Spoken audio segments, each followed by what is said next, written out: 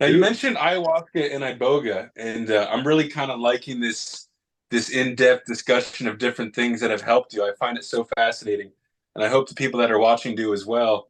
Um, would you mind touching on the ayahuasca and iboga and kind of how those specifically helped in whatever style of healing that they offered? Yeah, so I mean, and that was kind of like the next chapter too. So like it was meditation and yoga for a while. Um, yeah, and then I got to a point I had about 8 years into recovery, and I'd worked all 12 steps multiple times. I'd sponsored guys, I'd run them through the steps. I'd been in service, like I took all of the, not all the suggestions, but I took the majority of the suggestions on how to invest in a 12-step experience. And with 8.5 years, I like hit a bottom as far as, say, probably more like my mental health. Like there's a lot of anxiety, a lot of depression. And yeah, there was just like stuff that was clearly still messing with my day-to-day experience, but I had not figured out how to address it through the 12 steps. And my family actually sat me down. They're like, hey, what's up? What's going on? You're like angry and miserable. Like, is this how recovery is supposed to work? And and I'm like, I couldn't argue. Like, yeah. So I think they wanted me to go the pharmaceutical route. They wanted me to like, take meds or whatever, because that's a big part of our society. Just throw a pill at it and quick fix. You don't have to actually do any work. Um, but I didn't get off drugs to get on drugs, so I'm like, I'm not doing that. And then like that week, right? Because it was like, okay, I don't know what the answer is. I don't want to do this, but I need to do something. And then that week, it was like from every angle. It's like ayahuasca, ayahuasca, ayahuasca, ayahuasca, and yeah. And it was a major like thing, because at that point I was totally abstinence-based recovery, and now all of a sudden, like I was literally getting like loud messages from the universe to go drink jungle juice and see all the boogeymen. So, and I've shared about this with other people. So I did everything that I learned in 12-step program. I shared honestly with people, who had experience, which wasn't a lot, but shared honestly with people on the floor at meetings, with, sponsor, with older people, with predecessors. And yeah, and I got clear on like, okay, this isn't like, I'm not lying to myself. Like this is an earnest falling.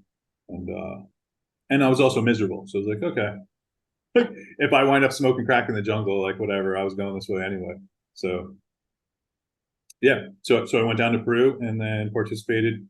I spent 2 months, 6 weeks in the summer in the jungle that summer, participating in 13 ceremonies with ayahuasca, and it was a game changer for sure.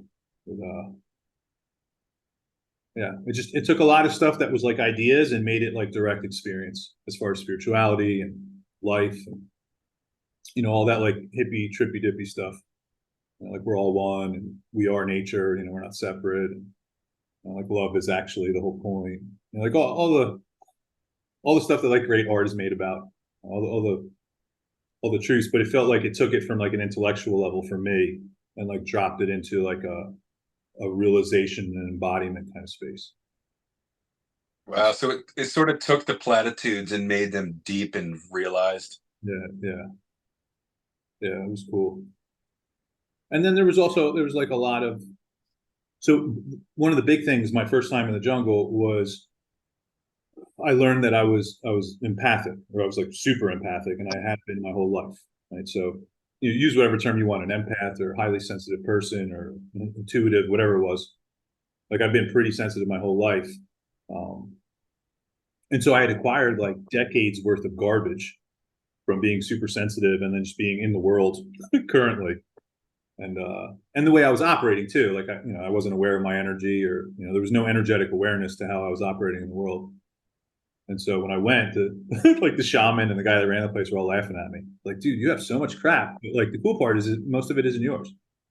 I'm like, what? I'm like, yeah, yeah, yeah. So they cued me into, more of an energetic awareness and how to move and how to be more intentional about how you show up, what you put out or what you let in. So yeah, so that was a big part of the first download, the first summer there. With this it seems like from what I've noticed, I mean, even the fact that I'm talking about it, young 32-year-old guy. I look very much like a generic American dude. The fact that I'm talking about ayahuasca, it seems to have just made this big leap of a lot of people are talking about it. And with that, I'm sure there is a lot of tricksters, things that aren't done ceremoniously, maybe things that are new agey. Would you say, could you describe sort of what you think is like, how should I phrase this? But when you were there for 13 days, is that traditionally how it's done? 13 sessions, 13 ceremonies? So my first summer was 13 ceremonies over 6 weeks. So I was like unplugged, no phone, in the jungle, no hot water, no Wi-Fi. I mean, this is also back in 2014. Yeah, well, that's not that long ago. But yeah, 2014, we're in the jungle, and yeah, give me the rest of that question. My brain wandered. So the reason why I brought that up, though, is Yeah. what I've noticed with some of my own research. It seems like there is vastly different ways to sit in ceremony, maybe in the U.S. comparatively to Peru or place in South America. Whereas maybe here in the U.S., you pay one blanket number, $1,200. You drink 3 portions on a Friday and Saturday. It's a cookie cutter approach to everyone. They send you off on a Sunday night and then you're gone. And then talking to people like yourself, it seems that there is a very pure, intentioned, real healing traditional way where they cater towards each person specifically. It's not one size fits all, and it's a deep, immersive experience over days, sometimes weeks. And I find it interesting because I just listened to a podcast where one of the doctors was saying that certain studies are showing that the neuroplasticity effects of psychedelics are multiplied when you take them in succession in a couple of days. So their benefits are much greater when you immerse yourself in them over days rather than little snippets. Yeah. And so I'm just kind of wondering how you feel about Western practices of ayahuasca compared to traditional. Well, like you said, we're gonna TikTok it or McDonald's it, right? So it's like, how do you get? Let's just do 3 ceremonies in a weekend, go real hard, and then show up to work on Monday. Yeah. Which is like not ideal, man. That's not, it's not really the approach. I mean, I would tell people to do their homework and to talk to people that are informed and have like personal experience, and then you get in where you fit in, man. Like not everybody has 2 weeks or 6 weeks to take off, so like they're gonna still want to participate, they're still gonna want the benefits, but maybe it's just they can only go for a weekend and like two ceremonies. Like I had somebody that I chatted with recently, because I'll do like consulting for this too, and then like preparation, integration stuff with people, if it feels good. But so their plan was, I can't take off weeks, so I'm going to go like 3 weekends in a row, but I'm going to approach it with like a certain intentional healing thing, right? And they took off, I think they took off the Monday. So they went and did like a Friday, Saturday night, and then we're off Sunday, Monday, went to work, came back, and then did the weekend again. It was 3 weekends in a row. Yeah, and I mean, they had benefits. They had realizations and insights, like there's definitely benefit. I mean, ideally though, you're going to take some time after a big experience like this, or a psychological surgery, you can call it. You take some time to recover and integrate afterwards. You don't just rush right back into the world you created when you were a little more clouded or garbled, right? Because you can lose it. I mean, you can lose like the glow or lose the grace if you just run back to the bullshit. Yeah. I'm glad that you brought that up, though. I feel like even a couple minutes ago when I just stated that, it was a little miscited because you do make a good point that some people don't have the 6 weeks to take off. Maybe what they do have available to them is that immersive weekend. But I guess But you want to do all your things homework. considered, I want to say you want to do your homework too, though, because there are a bunch of knuckleheads and like some dude who drank ayahuasca twice in the jungle and now he's a shaman. Like, so you want to do some homework on who is doing the weekend ceremony, or who is facilitating the retreat center, whether it's in the States or internationally. Because because it's become super popular, and so you have a bunch of knuckleheads out there doing stuff without the depth and the richness of generations of knowledge and wisdom. So Yeah, that's kind of the horror story of my one and only ceremony that I sat in. I was living out of a tent in Hawaii. I never even heard of ayahuasca. I was a volunteer farmer. And the guy, as part of his package, would introduce his volunteer farmers to an ayahuasca ceremony. I guess he grew his own vines and chacruna leaves on the, and I knew nothing about it, but I was open-minded. I'm a wayward addict. And so I hear about this ayahuasca thing. I Google it. I read a few books, and I was thinking, this sounds pretty profound. And it was kind of a real organic unfolding.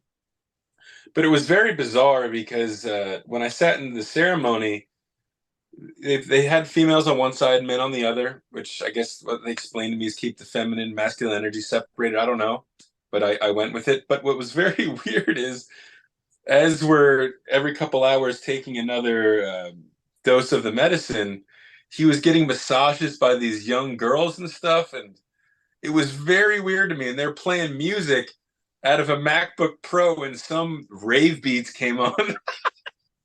And thank God the medicine was strong enough that I was still having my own journey. But there was this tiny inkling, even despite the strength of the medicine, that this was bizarre. And so I kind of just shut that off so I could glean whatever healing I could.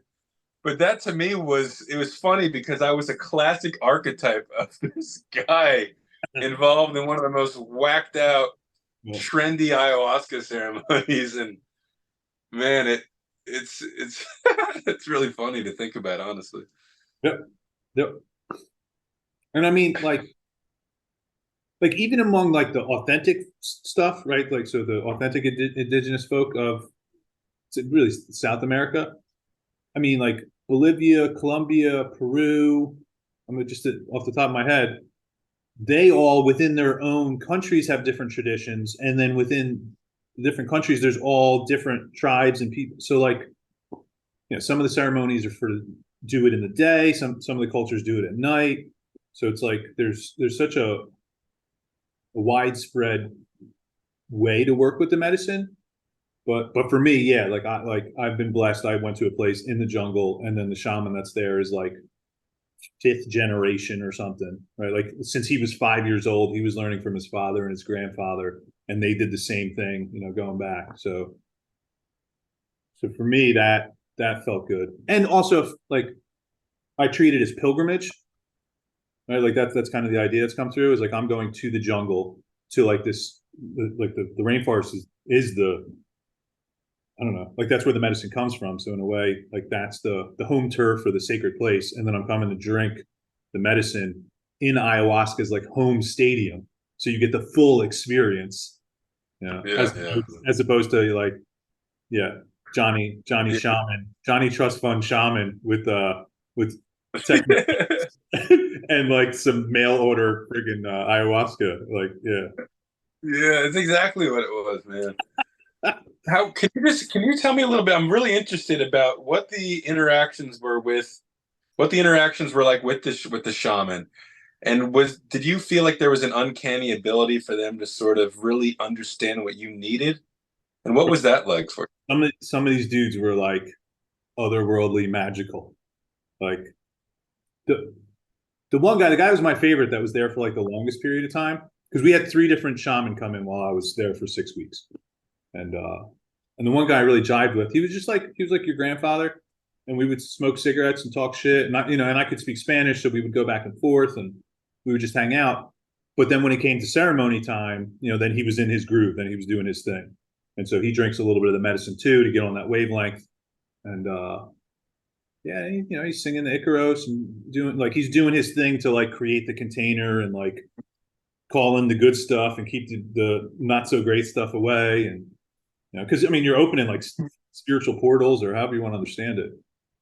So yeah, and then this dude, he would drop into prayer, but like I swear like everything changed color. Now again, I'm on a substance, so I'm altered, but But like this guy, he would be singing in Spanish, da, da, da, da, and he's shaking a rattle, da, da, da, da, da, da, da, and then he'd pause, and I could like feel in my chest like the energy like begin to change, and then he would go into prayer. But what tripped me out is it was Spanish, but it was Christian prayer. Oh. Right? Because this guy's connection with God was through Christian religion. So like I ran away from Christianity and all the Jesus teachings and the CCD and the Sunday school to Peru to drink this medicine and have this Peruvian guy pray over me in like Christian in Spanish. But when he dropped into it, like his faith and connection with whatever was so potent. And like there were a couple times my body like like bounced off the thing, and there was one time he did it and I like purged on the spot. Like literally his like first three, he was like El Madre, El Padre, you know, like he started going to the prayer, and like instantly I'm projectile vomiting everywhere. So like yeah, this guy had juice. And yeah, and there was another guy who yeah, he just kept singing the Icaros, but he would get near you and then he would be working like yeah, I mean these guys they're working on energetic and spiritual and you know, however you understand it. So it's yeah, dude, these guys got some of these guys have moja, like the real ones are tapping like otherworldly kind of energy, you know, like divine energy, sacred energy, if you will. And having learned from their fathers and mothers and family, and it's probably just built into them at this point. It's like in their blood. Yeah, totally. And like you said, the thing that tripped me out is it was like I was expecting like ayahuasca to be like the thing or whatever, but like really it was the combination of like the faith and the energy of the shaman with the medicine together that like created a synergistic thing. So it was like ayahuasca on its own is gonna like make you see stuff and make stuff happen. But then when this dude came with this certain intention and a certain energy to him, it was like ayahuasca just went to level like 20. And so, yeah, I mean, there's so much that we have no clue about. You know, we're so silly living in our small little bubbles of I'm a Drew and all my drama. Yeah.